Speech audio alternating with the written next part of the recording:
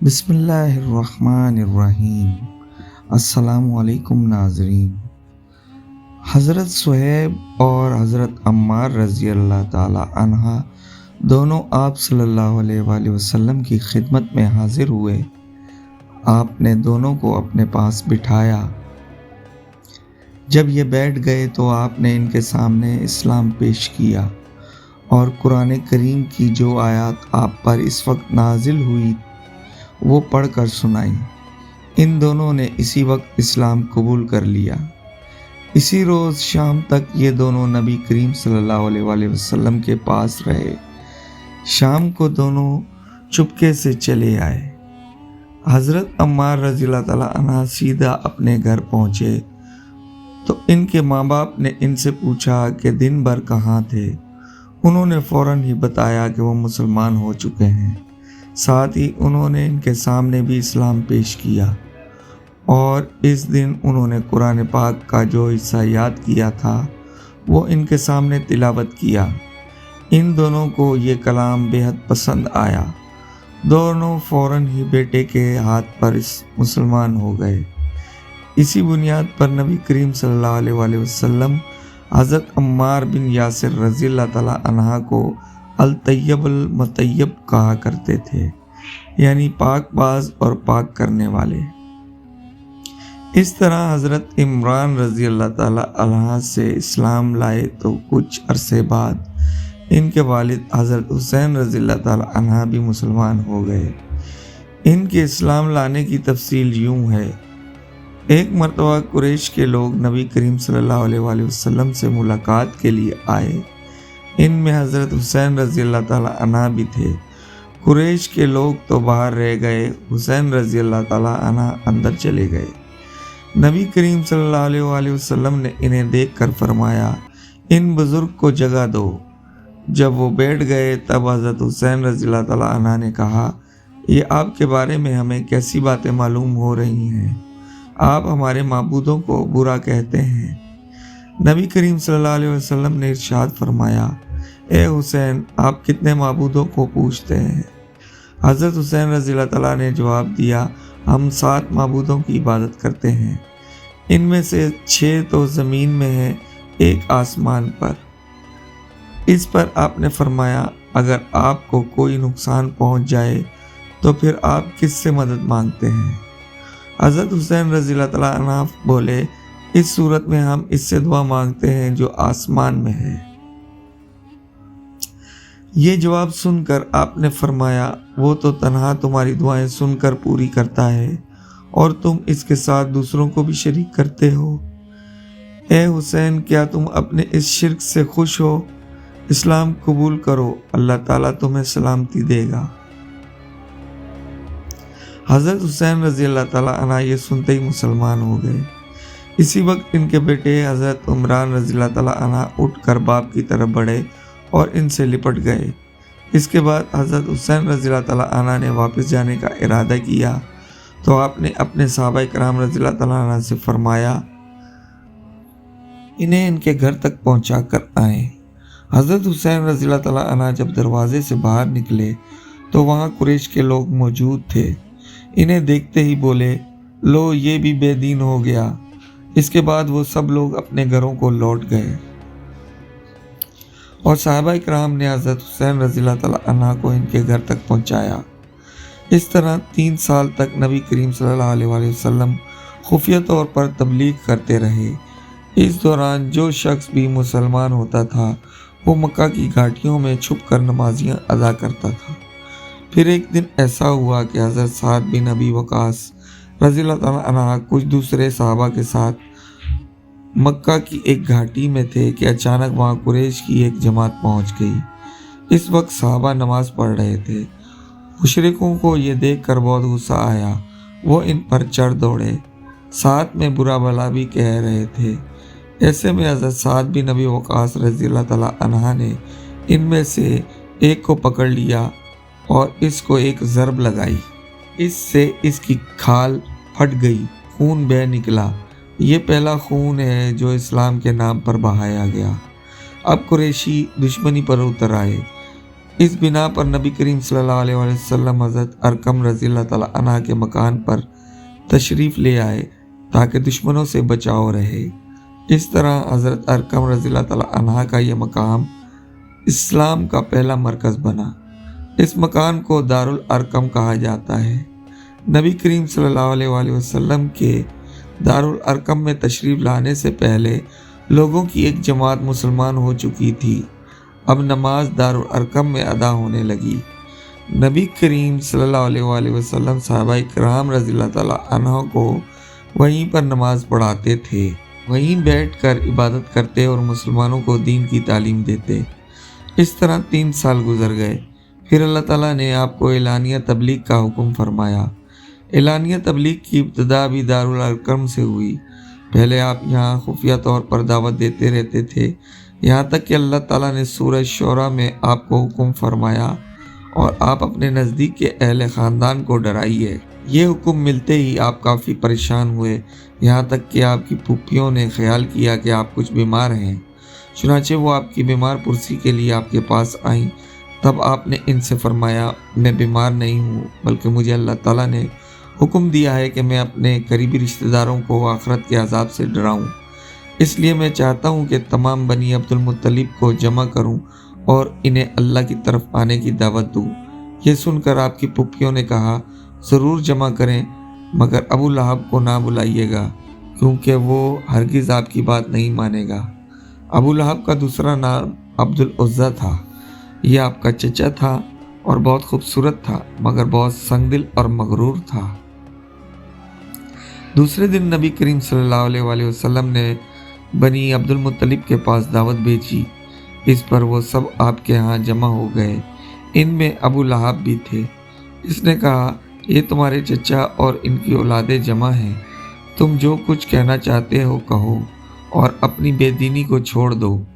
ساتھ ہی تم یہ بھی سمجھ لو کہ تمہاری قوم میں یعنی ہم میں اتنی طاقت نہیں کہ تمہاری خاطر سارے عربوں سے دشمنی لے سکیں۔ لہٰذا اگر تم اپنے معاملے پر اڑے رہے تو خود تمہارے خاندان والے ہی سب سے زیادہ فرض ہوگا کہ تمہیں پکڑ کر قید کر دیں، کیونکہ قریش کے تمام خاندان اور قبیلے تم پر چڑھ دوڑیں گے۔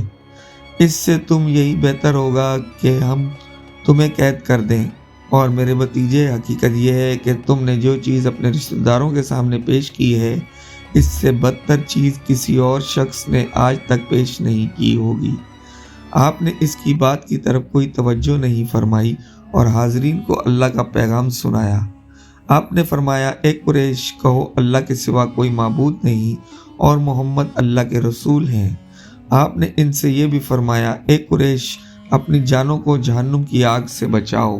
وہاں صرف آپ کے رشتہ دار ہی جمع نہیں تھے، بلکہ قریش کے دوسرے قبیلے بھی موجود تھے۔ اس لیے آپ نے ان کے قبیلوں کے نام لے کر انہیں مخاطب فرمایا، یعنی آپ نے یہ بھی الفاظ ادا فرمایا، اے بنی ہاشم، اپنی جانوں کو جہنم کے عذاب سے بچاؤ۔ اے بنی عبد الشمس، اپنی جانوں کو جہنم کی آگ سے بچاؤ۔ اے بنی عبد المناف، اے بنی زہرا، اے کعب بن لوئی، اے بنی مرہ بن کعب، اپنی جانوں کو جہنم کی آگ سے بچاؤ۔ اے صفیہ، محمد کی پھوپھی، اپنے آپ کو جہنم کی آگ سے بچاؤ۔ ایک روایت کے مطابق آپ نے یہ الفاظ بھی فرمائے، نہ میں دنیا میں تمہیں فائدہ پہنچا سکتا ہوں، نہ آخرت میں کوئی فائدہ پہنچانے کا اختیار رکھتا ہوں، سوائے اس صورت کہ تم کہو لا الہ الا اللہ۔ چونکہ تمہاری مجھ سے رشتہ داری ہے، اس لیے اس کے بھروسے پر کفر اور شرک کے اندھیروں میں گم نہ رہنا۔ اس پر ابو لہب آگ بگولا ہو گیا۔ اس نے تلملا کر کہا، تو ہلاک ہو جائے، کیا تو نے ہمیں اس لیے جمع کیا تھا؟ پھر سب لوگ چلے گئے۔ اس کے بعد کچھ دن تک آپ خاموش رہے۔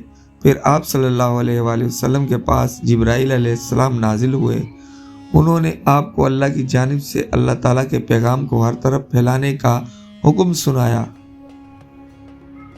آپ صلی اللہ علیہ وآلہ وسلم نے دوبارہ لوگوں کو جمع فرمایا۔ ان کے سامنے یہ خطبہ ارشاد فرمایا، اللہ کی قسم، جس کے سوا کوئی معبود نہیں، میں خاص طور پر تمہاری طرف اور عام طور پر سارے انسانوں کی طرف اللہ کا رسول بنا کر بھیجا گیا ہوں۔ اللہ کی قسم، تم جس طرح جاگتے ہو اس طرح ایک دن حساب کتاب کے دن دوبارہ جگائے جاؤ گے، پھر تم جو کچھ کر رہے ہو اس کا حساب تم سے لیا جائے گا۔ اچھائیوں اور نیک اعمال کے بدلے میں تمہیں اچھا بدلہ ملے گا اور برائی کا بدلہ برا ملے گا۔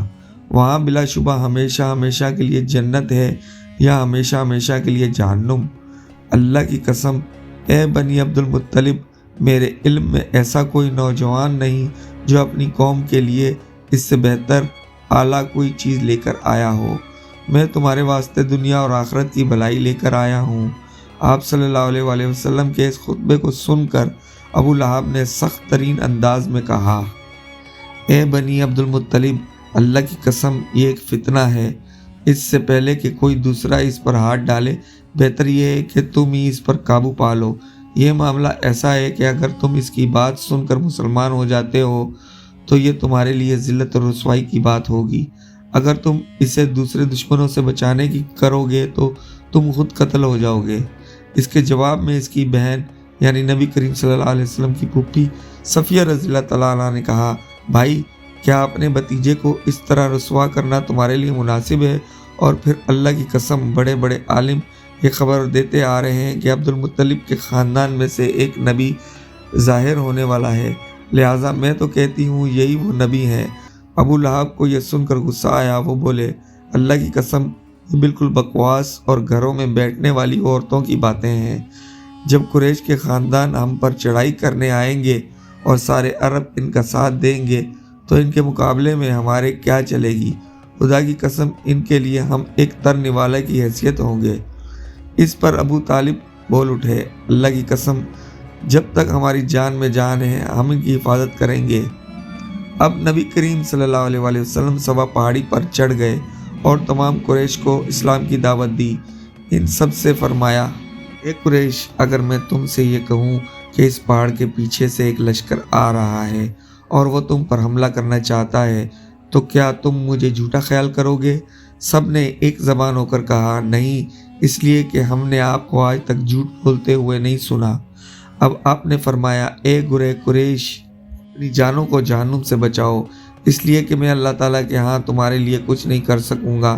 میں تمہیں اس زبردست عذاب سے صاف ڈرا رہا ہوں جو تمہارے سامنے ہے۔ میں تم لوگوں کو 2 کلمے کہنے کی دعوت دیتا ہوں جو زبان سے کہنے میں بہت ہلکے ہیں لیکن ترازو میں بے حد وزن والے ہیں۔ ایک اس بات کی گواہی ہے کہ اللہ کے سوا کوئی عبادت کے لائق نہیں، دوسرا یہ کہ میں اللہ کا رسول ہوں۔ اب تم میں سے کون ہے جو میری اس بات کو قبول کرتا ہے؟ آپ کے خاموش ہونے پر ان میں سے کوئی نہ بولا تو آپ نے اپنی بات دہرائی، پھر آپ نے تیسری بار اپنی بات دہرائی، مگر اس بار بھی سب خاموش کھڑے رہے۔